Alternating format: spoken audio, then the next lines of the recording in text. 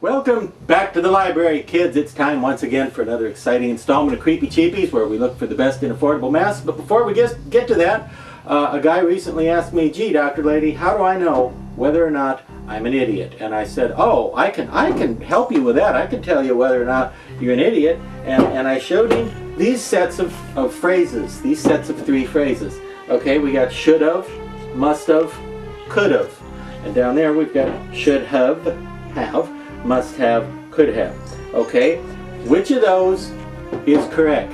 Which of those would you use when you're typing something on, say, Facebook or an email to someone or any forum or chat room or website or whatever? Which would you use? Should have, must have, could have?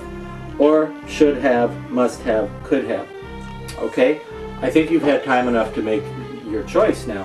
If you said that should have means should have, and must have means must have, and could have means could have, and you thought should have and must have and could have sounded like something completely stupid that doesn't even mean anything in English, and there's no such thing, then if you said these were the right ones, you're not an idiot. So congratulations.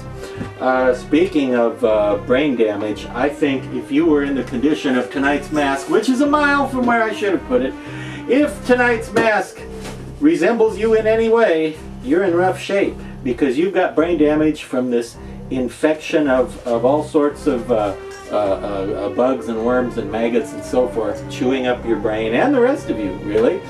Like tonight's mask, which is called Infestado. That's I-N-F-E-S-T-A-D-O, Infestado, not pronounced infestado to rhyme with tornado or tomato.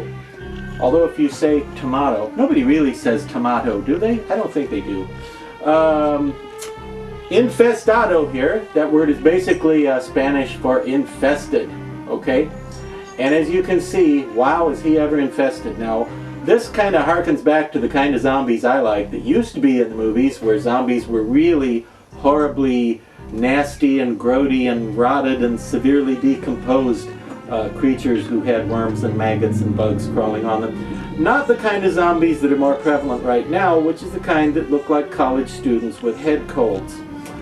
This is the old school horrible kind of zombie, only now some movies like Fulci's Zombie and Burial Ground and some of those movies from back in the day have zombies with worms and maggots on them. But this particular sculpture, created by Mike Rotella, a wonderful, amazing sculptor, this particular version takes that theme to its logical extreme and has tons of worms and bugs and maggots crawling out all over the place. And I think the grossest touch, this is a good gross out right here. Can you see that eyeball right there? He's actually got, when I say he, I mean the zombie, not Mike Rotella.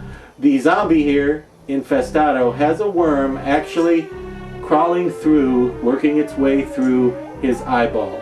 And I think that's a great gross out, and it's the kind of gross out that was cool back in the days of really scary, horrific zombie movies that would really frighten you, because I don't like the kind of gross outs you see in today's like comedy movies and stuff. I don't care for gross outs that much, but I like they're not funny, let me just say that, but I like the kind of gross out that has bugs crawling on a zombie, and he's even got a centipede coming out of his ear right there, which means, you know, if you holler at him, he's going to go, "Huh? I can hear you, there's a centipede in my ear." But this came out from Ghoulish Productions in time for the 2013 Halloween season. I recommend it because if you want to really make people sick, this is your man, because boy is it ever nasty. And now I don't think everybody needs to make masks with all the worms and maggots and centipedes crawling out of them and crawling on them, but I think it's okay that there's one, and this is the one, and it fulfills that need. So you don't need to make another one that's got tons of bugs and worms and such on it if you're a mask maker. And if you're just a mask collector, or you run a haunted house or a haunted hayride or a haunted car wash or whatever for Halloween, you just need to pick up one of these, and it's really nasty. Especially, it would also, in addition to wearing it, it would especially be good in a grave, on a dummy lying in a grave like he's been buried in the ground for a while and he's got all these bugs all over the place. But cool, scary mask by Mikey Rotella, released by Ghoulish Productions in 2013. Good night.